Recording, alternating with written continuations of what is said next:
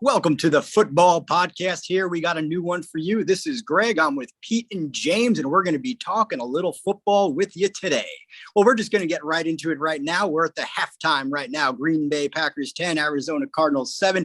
Very historic rivalry here, Pete. These are the two oldest franchises in the NFL, Green Bay being the most successful, Arizona being the least. Interesting. Oldest franchises. I mean, I can imagine Green Bay is – for as long as I can remember, right? I mean, when did they start? What was that, like 50s? No, Green Bay started in 1920. They came in when the league first started with Chicago. Arizona, though, actually dates back to 1898 as a rugby team, as the Chicago Cardinals, though. Yeah, they've moved around a lot, the Cardinals, right? Green the nomads of football. Yeah, Green Bay's been in Wisconsin for a while. Well, the Packers have been in Wisconsin forever, or did they start somewhere else? No, they're actually one of the few that actually started in the current market. A lot of those other teams like the Lions and Bears started in other markets and then became their team. But Green Bay is the one. But you are right. Arizona's crazy. Really is. Arizona's played in St. Louis. They played in Chicago. Now, obviously, Arizona. So that's where we are right now. So what do you make of the dealings of this game so far? You guys been watching? Oh, yeah. It looks great. I mean, Green Bay's start off slow. No presence of J.J. Watt today, and it doesn't look any different with Chandler Jones out there. It looks like the same defense. I mean, at least to me, it does. No, I hear you on that one. I mean, it's a very 10-7 game. It's looking rough. It's looking close. These teams haven't exploded yet. James, what have you seen from this? Oh, I thought there would have been more scoring, especially after the way the Cardinals carved through the Green Bay defense in their first drive. I thought they were going to put up a lot of points based on that, and then all of a sudden everything stiffened up a bit, and here we are 10-7 at halftime. There we go. We got J.J. Watt out. Now, is his career over? Is his season over? What's going on with that, Pete? I think he's on IR right now, and a lot of people are thinking that they're gonna miss a little bit of a heartbeat in terms of being able to collectively play well on defense. I think that I don't think there's going to be a change at all. Honestly, Chandler Jones is back. He was out the entire time that J.J. Watt was playing. So they're not going to see anything different. However, going forward, I think it might hurt them in a big game not having J.J. Watt out there. And, we're not going to see anything different in this team. However, so sometimes, you get that one play that changes the game, and you'll see that in a playoff game without J.J. Watt out there. Yeah, it kind of happened against the Cardinals in that Super Bowl with James Harrison, changed the whole tide of the game. James, you were going to say something? Yeah, I would say Watt's a pretty big loss, because he's like one of those high motor, keep everyone in the game, kind of a quarterback of the defense, rally around him. We're not out of this, guys. We'll make the next few stops. We'll get back in it. I feel like he's one of those kind of guys. Yeah. But, that's what you paid for. He was a dominant force for a long time, but we've seen him kind of, in the past couple years, it's a rough game. Maybe maybe the bloom is coming off the rose a little bit. Maybe we're seeing a trend, and maybe he's not going to play very much. Maybe, we'll and his team is playing against his home state. It's the state he grew up in. He grew up in Wisconsin. So who do you think this year? Arizona, the Cardinals have not won a championship since 1947. Is this their season? No. James? Probably not. I think they're interesting. I think Kyler Murray is something. I don't want to compare him too much to the Ravens. What's his name? Lamar Jackson. Yeah, I don't want to compare him too much to him, but it seems like once the league figured him out, it got a lot harder for him, and I think that's going to happen for Murray at some point. But if he could stay dynamic and good and get on a run, anything's possible. But I don't see them winning this year. All right, well, let's move on to the next topic now.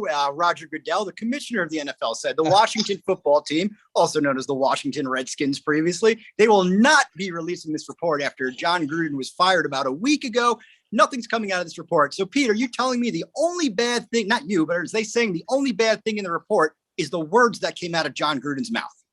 That's definitely not the only thing. I mean, he's clearly the scapegoat. They're not releasing, they're covering it up. They use John Gruden to kind of divert everything, and it's clear. That is clear at this point. Something else. There's other emails out there for sure.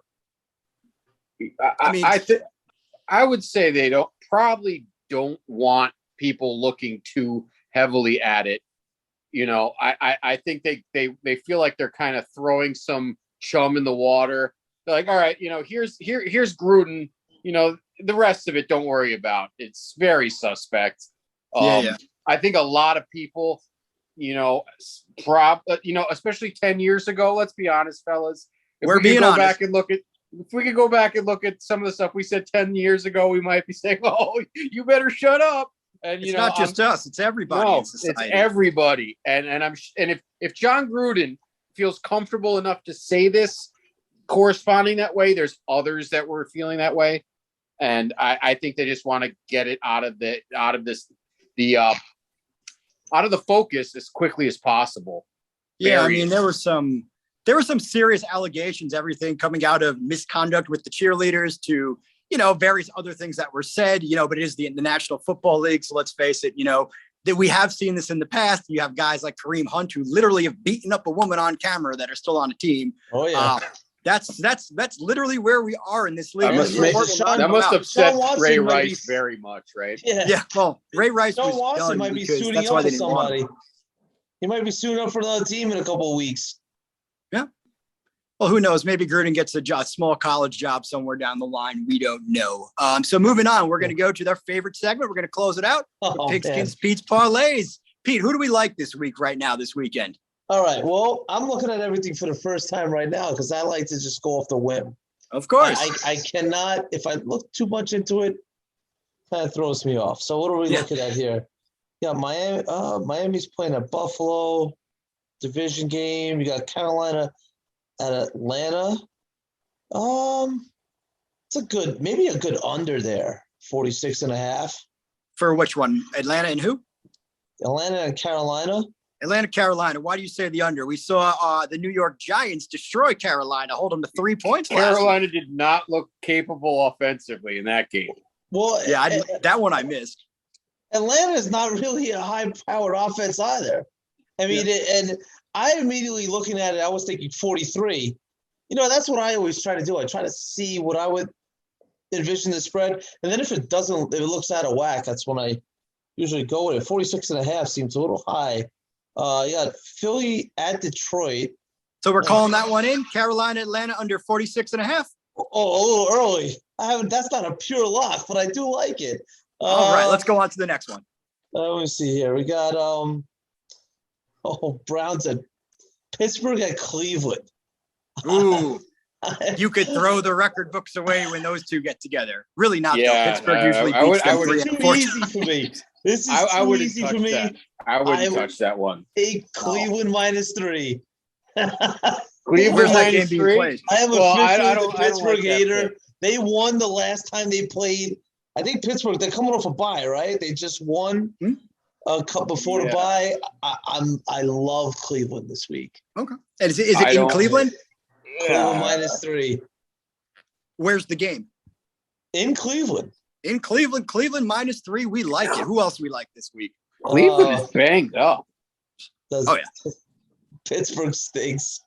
We're right here. Give us a couple more. Chicago and San Francisco. I think San Fran should bounce back. I mean, Chicago, they have a couple of wins, but all their wins has not been in style at all. I don't trust Fields. He looks like mentally he gets taken out of games when it's not going his way, and then he never comes out of it. And that's one of those games. He's a child.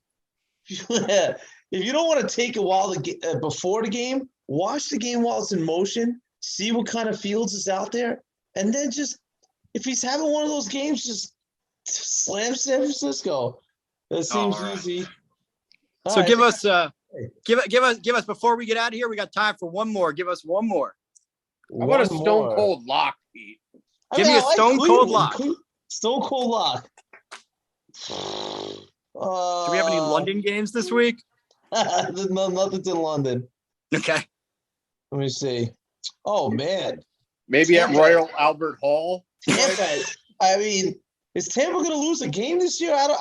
They're playing New Orleans. They lost already. They lost schedule. Yeah, I know they lost one game when they shouldn't have.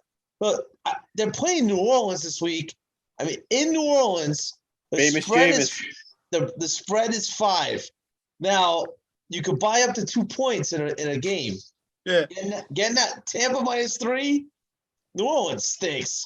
I'm sorry, Jameis Winston, another one of those quarterbacks that he kind of looked good in the system in the beginning. Now it looks like he's struggling. Defenses have figured him out. It's everybody's watching tape on Jameis Winston and learning how to beat him, and it's just Tampa Bay. I mean, come on. I know it's a division game, but he's a member of the 40-40 club. Exactly.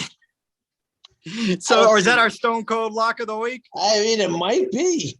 All right. It looks like we're doing that. Tampa -3 at New Orleans. I just want to thank all of you for joining us in this very first episode of our podcast here. This was James, Greg, and Pete. We'll see you next time. Take it easy. How do I stop it? Yeah, to stop the record. I thought we did pretty good. Yeah, not bad. I thought we barely spoke over each other, which is huge. The key to any type of radio